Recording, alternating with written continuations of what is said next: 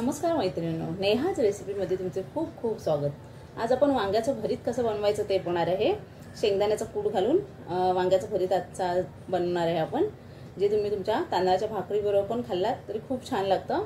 तांदळाच्या भाकरीबरोबर किंवा चपातीबरोबर पण खाऊ शकता। चला तर मग वांग्याच्या भरीताची रेसिपी बनवूया। पण त्याच्या आधी तुम्ही माझ्या चॅनलला नवीन असाल, अजून माझ्या चॅनलला लाईक शेअर सबस्क्राइब केला नसाल तर खाली लाईक शेअर सबस्क्राइबचं बटन आहे ते क्लिक करा। त्याच्यावर जरा बेल आयकॉनचं बटन आहे ते क्लिक करा, म्हणजे ह्याच्या पुढचे माझे जे नवनवीन व्हिडिओ येतील त्याचं नोटिफिकेशन सर्वात आधी तुम्हाला येत जाईल। वांग्याचं भरीत बनवायला हे एक वाटी कांदा खोबऱ्याचं वाटण घेतलंय मी। शेंगदाण्याचा कूट आहे एक वाटी, हा गूळ आहे एक सुपारी एवढा घेतला, मीठ घेतलंय चवीनुसार, हे आलं लसणाची पेस्ट आहे, छोटा चमचा हळद घेतली आहे, गरम मसाला एक चमचा, लाल तिखट आहे एक चमचा, हे धनेपूड आहे एक चमचा आणि गूळ घेतलाय म्हणून आंबटपणासाठी एक लिंबू घेतलाय। तुमचा चाट मसाला असेल तो घेतलात तरी चालेल। हे सर्व आपल्याला मिक्स करून थोडं भाजून घ्यायचं, म्हणजे मसाले आपले कच्चा लागणार नाहीत आपल्याला। गॅसवर कढई ठेवली, त्यात एक चमचा तेल टाकायचं आहे, त्यात हे वाटण टाकायचं आपल्याला। सर्व वाटण तेलावर थोडं परतून घ्यायचं आहे, त्याच्यात हे सर्व मसाले टाकायचे। मसाले थोडे परतून घ्यायचे म्हणजे त्याचा कच्चापणा सर्व निघून जातो। गूळ पण त्याच्याबरोबरच टाकायचा, म्हणजे गूळ पण वितळेल।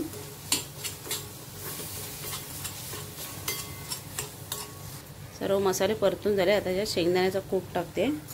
शेंगदाणे भाजून सोलून त्याचा कूट करून ठेवायचा आहे, थोडा थोडा असं दरदरीत मिक्सरला वाटून फ्रीजमध्ये ठेवला तर राहतो तो 2-4 महिने आरामात।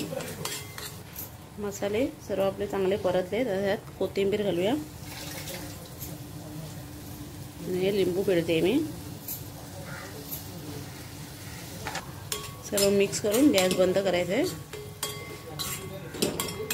वांग्यात भरायचं आपलं रेडी आहे स्टफिंग।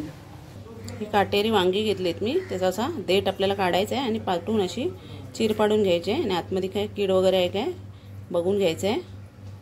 आधी ही पाण्यात स्वच्छ धुवून घेते मी, असा देठ काढून असे कापून घेणार आहे मी, चीर पाडून घ्यायचे आणि आतमध्ये काय कीड वगैरे आहे का आपल्याला बघायचे। सर्व कापून घेते मी असे सर्व चीर पाडून मी पाण्यात ठेवले आहेत, पाण्यातच ठेवायचे आहेत। आता याला आपण मसाला भरून घेऊया याच्यामध्ये। असे वांगी ओपन करून त्यात असा मसाला भरून घ्यायचा आहे।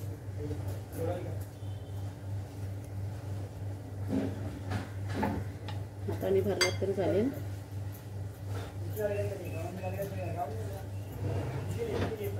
वांगी थोडी शिजवून घेतलात आणि नंतर भरलात तरी चालेल, थोडीशी गरम करून, मग पटकन शिजतात, नंतरची प्रोसिजर लगेच होते।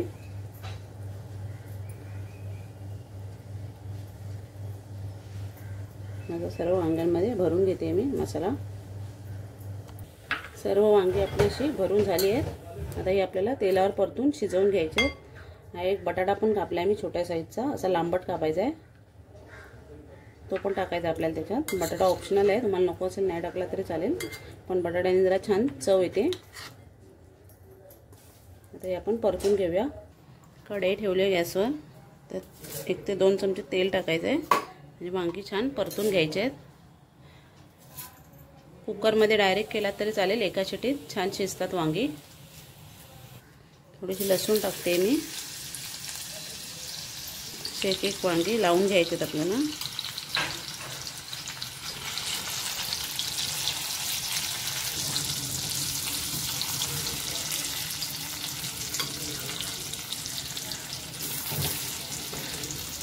त्याचा हा बटाटा पण टाकायचा आहे। वांगी तेलावर छान जरा परतून घ्यायचे आधी।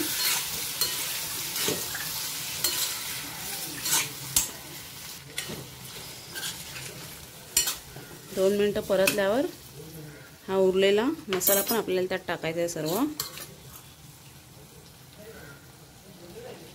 सर्व उरलेलं पण टाकलंय मी मसाला त्यात। आता त्याच्यावर झाकण ठेवून आपल्याला वाफेवर शिजवायचं आहे। थोडंसं पाणी टाकायचं याच्यात ताटावर। त्याला 10 ते 15 मिनिटं आपल्याला वाफेवर बारीक गॅसवर शिजवून घ्यायचं आहे। छान असे आपली वांगी आणि बटाटा शिजले आहेत। आता गॅस बंद करूया आणि सर्व करूया।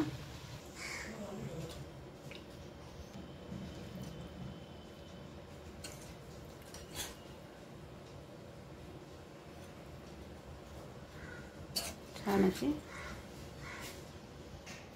वांग्याचं भरीत आपलं रेडी आहे.